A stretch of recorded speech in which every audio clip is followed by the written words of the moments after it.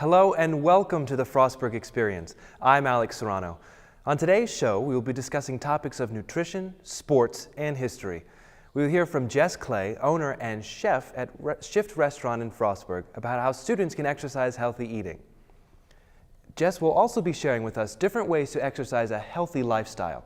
Later in the show, two football players will be joining us to discuss football safety and how the athletic department is working to reduce the risk of injuries in football. Last but not least, we will learn all about the Gunter Hotel and the history of Frostburg. But first, let's take a look at the healthy food options that are available here in Western Maryland. Here's field reporter Abby Rigney. While it's easy to feel overwhelmed by all the conflicting nutrition and diet advice out there, it is crucial that we take care of our health. Here in the Frostburg community, finding the right nutritional options is easier than you think. FSU's head of dining services, David Glenn, says that it's important to keep a balanced diet. He believes a lot of students gravitate toward places like Subway, Moe's, and the Create Station where you can customize your food choices. He also talks about the benefits of eating at Chesapeake Dining Hall. For anybody who comes to Chesapeake Dining Hall, they'll see that all the nutritional information on our menu screens. There's what we call a product identifier at all the stations, and they have the information on that. You can always go to our website or on our app, or there's a nutritional kiosk as you walk into the Chesapeake Dining Hall, where you can pull up the day's menu and take a look at that. However, students are not limited to on-campus dining. Susie Snow, owner of Wholesome Harvest in Frostburg, talks a little bit about what her store has to offer, as well as some sit-down restaurants in town that make for a healthy eating experience. I like to refer to the food options here as alternative.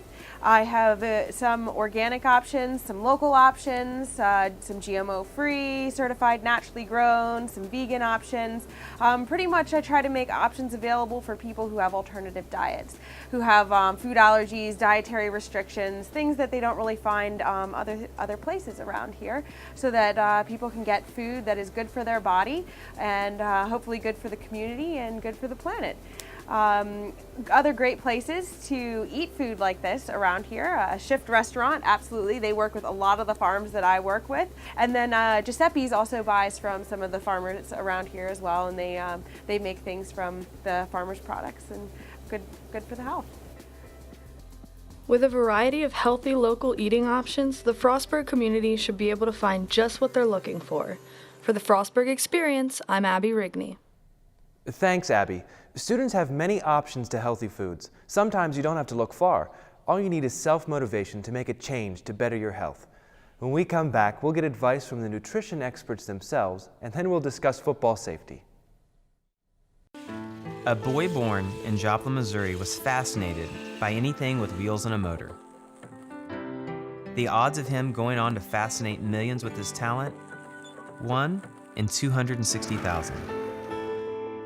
The odds of this born racer having 157 career top 10 finishes in NASCAR? 1 in 125 billion.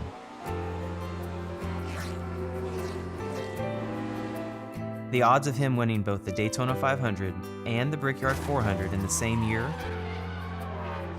1 in 195 million.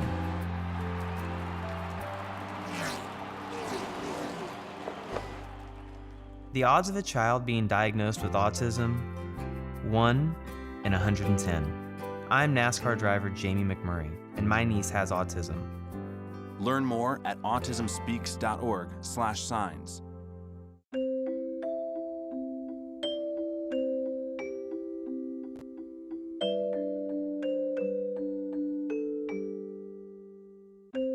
Lead paint poisoning affects 1 million children today. If you're pregnant or have young children and your home was built before 1978, you could be at risk. Learn how to protect your family. To find your home's danger zones, the health effects, or just to find help, log on to leadfreekids.org. Welcome back. We're joined in the studio by Shift owner Jes Clay. Welcome. Thanks, Alex. Great to be here. It's great to have you. So Shift is a unique restaurant name. What is the background of how it came to be? Well, we wanted to focus on the Great Allegheny Passage and bringing something unique to the city of Frostburg that was cycling themed. But then we also wanted to incorporate a shift and moving away from conventional industrial standards that we didn't want to be held to prepare our food. Sourcing things locally, wild foraging, cooking everything from scratch, really going back to some Appalachian style roots. What do you consider to be a healthy diet?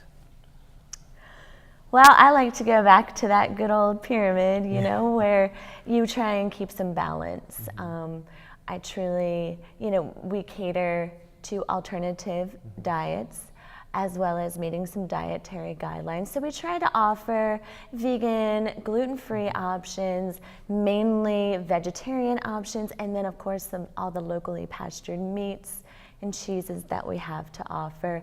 So I feel like cooking and staying within a certain season also provides some guidelines for you. Kale, spinach, things of that nature. So we try to stick with what we can get locally instead of kind of sourcing them from outside areas, so to speak. Yeah. So when it comes to basic healthy diet, how do you compose your menu list? Well, again, we try to really stay within what we can source locally. So when we do compose a menu item such as a large plate, we try to think about what grain that we can use that's organic, maybe sometimes gluten-free, that also offers something that's not just straight out of a box. So right now we have barley on our menu, which is a really nice hearty grain. And then we have some quinoa that we also offer, wild rice, arborio rice. So we try to just offer different starches, and then we pile it on with, okay, do we want this dish to have locally pastured meat? Do we want it to just be strictly vegetarian? Do we want to keep it vegan? So then we kind of go from there to compose what we're trying to put together, as well as what we can source locally and try and create the menu that way. So what makes the food at your restaurant different than what you see in some of the other restaurants in Frostburg? Well, again, we do focus on alternative dietary guidelines. So I'd say our menu, especially our lunch menu, reflects 85% vegetarian options. We do offer, a grass-fed beef burger. We also offer some free-range chicken, both which come from about 20 miles away. For brunch, we offer the organic, local free-range eggs. We offer the breakfast meat. We do a sourdough bread from scratch and bake it off on a daily basis. So we really try to focus on technique and cooking without preservatives, and like I said, shifting away from conventional industrial standards and not just ordering something and opening up the box and cooking it that way. Trying to really put together a solid menu. We bake all of our bread from scratch at Shift. We bake the crackers for the cheese plate. I mean, we do everything from scratch. We like to know what we're putting into our food. And in turn, providing that to the community as well is really important to us, and making that accessible. That's great. Is there a food group or certain type of food group that you think people should try to fit into their everyday meals? Well, I like to focus on moderation in my own personal diet. It's difficult being a restaurant owner, and I constantly eat on the go. I pretty much eat scraps all day long, so I'm a terrible person to ask on that. But what makes, at the end of the day, what makes me feel balanced is vegetables. It truly is. I eat a little bit of meat every week, and I try to just focus on vegetables. And I also like to eat a lot of soups. So filling items that don't weigh me down while I'm trying to work and go around and cook for everyone else. But and then on Sundays at the restaurant, we kind of all sit down and eat a family meal together, and that's always a nice time. But I would say vegetables and foraged items, things that are indigenous to the area, are going to be good for you. So, you know, berries and mushrooms and ramps and, you know, greens that grow in the wild. So what are all of the healthy benefits that come along with healthy eating? Well, you know, striving for that balance, giving your body what it needs to kind of focus, and you know, we put our bodies through a lot of stress, and at the end of the day, I think it's important to give your body what it needs. And if we think back to how we survived, especially in our region, you know, in the Appalachian region, and trying to go back to that in a sense, you know, canning and preserving and trying to just live off the land, but also giving your body what it needs. Thank you for your insight on local eating options. Now let's learn about the Gunter Hotel and its historic connection to the city of Frostburg. Here's Derek Leckwich with more. Main Street is one of the many pillars of the Frostburg community, known for its unique restaurants and historical surroundings. And at the heart of Main Street lies Frostburg's very own Gunter Hotel. Famous for its Victorian-style decor and museum located in the basement, this hotel exposes a lost history in Frostburg that can be found just by staying a night. In the basement of the hotel, you can take a walk through time and view artifacts ranging from the early to late 1900s. A majority of these artifacts were collected by the previous owners, the Falinger family, during renovations in the year 1986. Some of these artifacts consist of toys, typewriters, clothes, newspapers, and some of these artifacts were donated by locals of Frostburg. The most notable artifacts in the museum consist of the coal car that was used to bring in fuel to heat the hotel, the jail used to house prisoners during the 1900s while jailers stayed upstairs in the hotel rooms, and the cockfighting arena also used as a speakeasy during Prohibition. During our stay at Gunter, we had a chance to speak with one of the new co-owners of the hotel, Tyler Dentman, who gave us some insight on why Gunter Hotel is special to Frostburg and future plans he had for the hotel. It's been here at the top of Main Street for so long. I think it's kind of built itself into that niche already, just from, you know, being here as long as it has, with basically the same name throughout the opening. We're trying to, you know, bring it back into the community so they can actually appreciate it and come and see and eat and stay here. You know, this hotel is really the anchor of Main Street, and it really has the potential to be that. For the Frostburg Experience, I'm Derek Lefwich. Thank you for that, Derek. When we return, we'll be joined in the studio by Dr. Sean Henry, board member of the Frostburg Museum. He will talk more about the Hotel Gunter and the city of Frostburg. Later in the show, we'll be speaking with athletes to learn about the possible risks of football.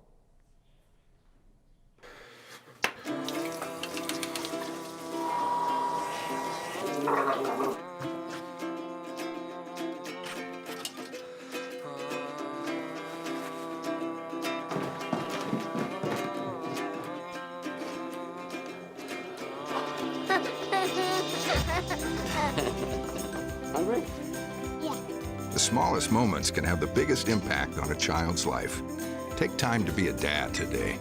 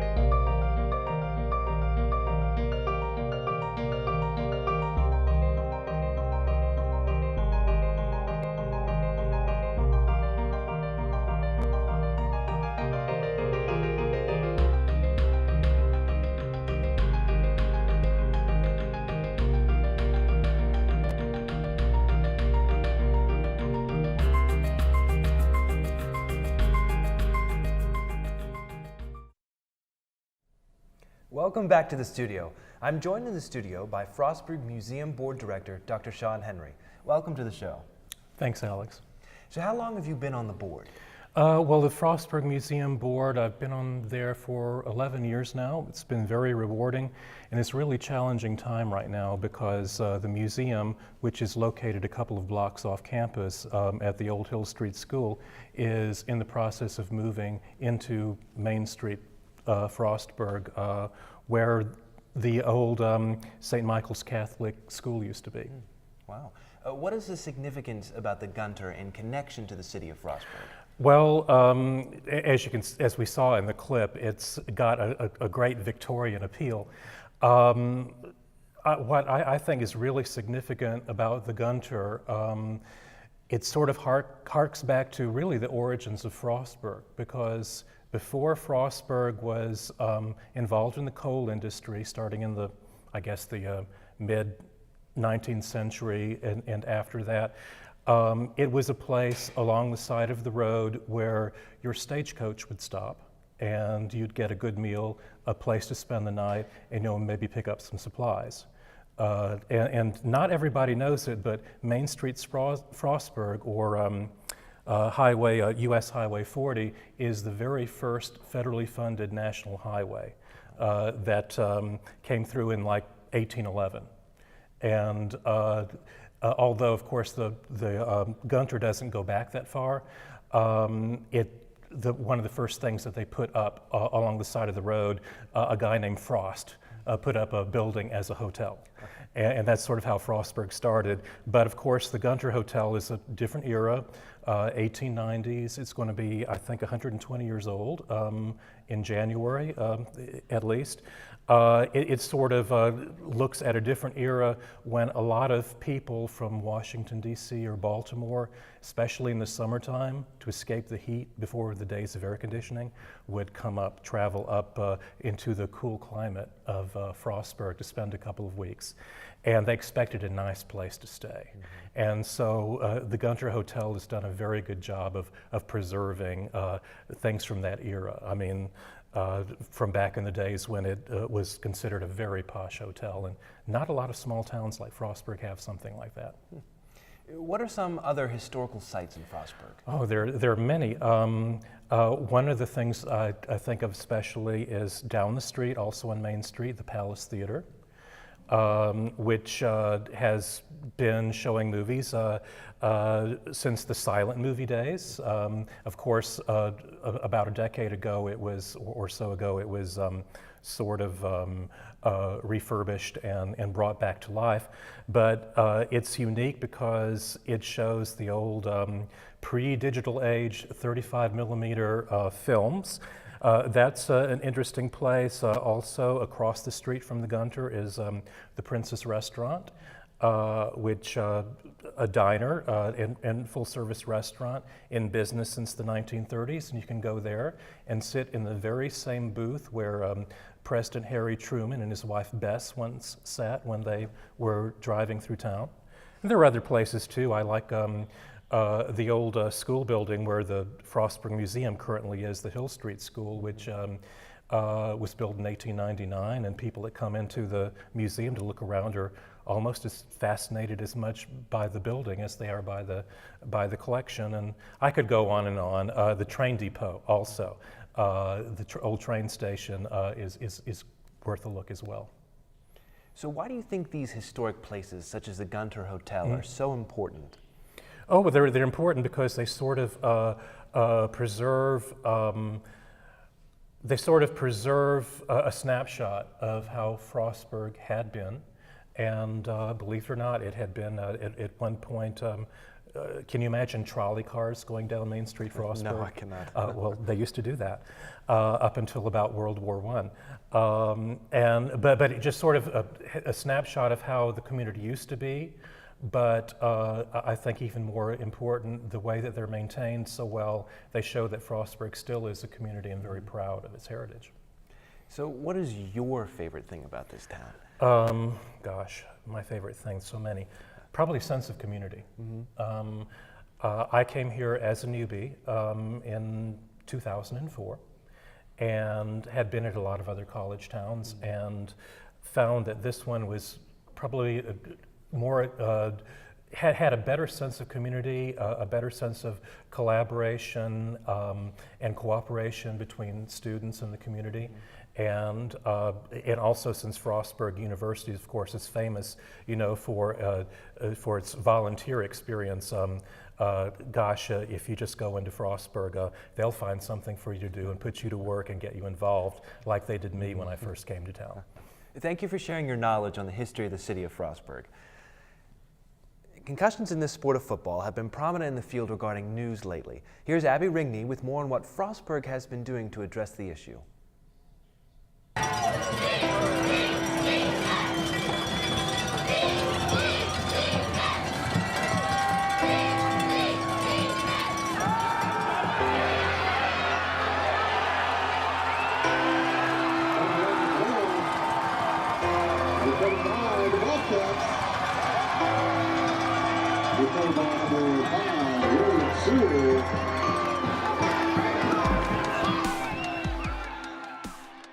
To reduce some of the serious injuries and stuff that occur in a collision sport, we've developed an open line of communication. Our players know that they can come talk to the coaching staff, and the coaching staff's going to handle things the correct way. They can also talk to our trainers, any of our trainers, from our student trainers all the way up to our head trainer, and they can talk with them, and they're going to be taken care of, not going to be belittled, not going to be punished for being injured, et cetera, et cetera. So we've developed an open line of communication, and that would be the first thing. They have compared concussions to a bruise, and having a bruise on your brain. Well, if we have a young man that gets diagnosed with a concussion, he usually sits out 2.5 weeks. We make sure that not only has the bruise healed, but it's healed sufficiently. And if they get a second one, they're probably going to miss a month or two. We're going to make sure that their brain fully regenerates and all that, but before we put them back into action or do anything like that with them.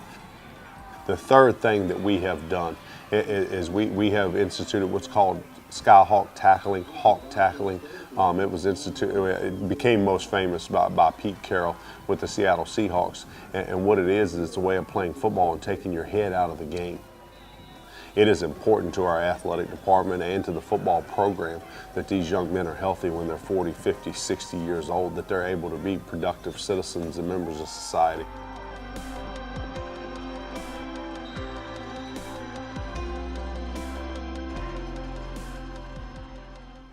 Thanks, Abby. While sports are greatly praised in our culture, there are risks that may follow. More coming up after the break. So, I got this new family, and I don't know what it is about this one, but she can't seem to put down that toy all day long. Tap, tap, tap, tap. Oh, and she even talks to it. She talks to that more than she talks to him. What's up, bro? Nice shirt. Who's she talking to? Her mom? She talks to her mom a lot.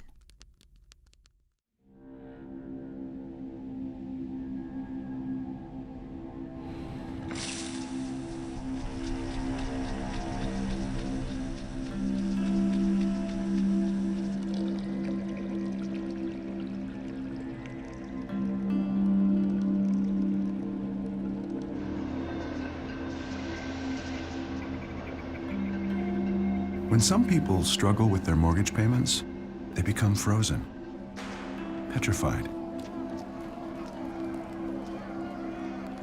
Not knowing what to do, they do nothing. But the people who do something, the people who take action, are far more likely to get the most positive outcome. Making home affordable is a free government program. Call now to talk one-on-one with a housing expert about the options that are right for you. Real help, real answers, right now. Now joining us are FSU's football players Jordan Proctor and Niles Scott. Jordan plays defensive end and Niles' position is defensive tackle. Thanks for joining us, gentlemen. How long have you played football? I've played football since second, third grade. And Niles, how long have you played? Been playing football since I was 4. Wow. So the new system of hawk tackling is said to be revolutionizing football safety. How do you like hawk tackling? I think I feel a lot more safer with how we've been taught to tackle within hawk tackling. Keeps your head out of most of the danger zones and brings down the guy much easier. And how do you like hawk tackling? Piggybacking on what Jordan said, hawk tackling is really good for keeping your heads out of the tackle. It's a very more efficient and safer way to tackle. It's more like a rugby style tackle, and implementing that in football today, I feel like it's a lot better. When you're in the game, do you ever think about the possibility of getting hurt? I feel as if the possibility is always there, but if you let that get into your mindset, then it changes how you play, changes how you approach your game, and I think the best way about it is just play the game and not even think about it. What are your thoughts? My thoughts, I don't ever think about getting hurt, because usually when you think about getting hurt, you're not going full speed, and when you slow down, you'll mostly increase your chance of injury, honestly, that's what I think. But I'm thinking playing hurt is just it's not the right way to play. Do you want to continue to play football after college? Maybe not playing football, but I definitely plan on keeping football in my life, whether it's through coaching, announcing, something like that to that aspect. Good. Niles, do your future career plans include football? Whatever God's will is, honestly. Well, thank you for providing your insight on football safety practices. That's all the time we have for today's show. A special thank you to Jes Clay, Sean Henry, and Jordan and Niles for joining us today and sharing their knowledge on nutrition, sports, and history.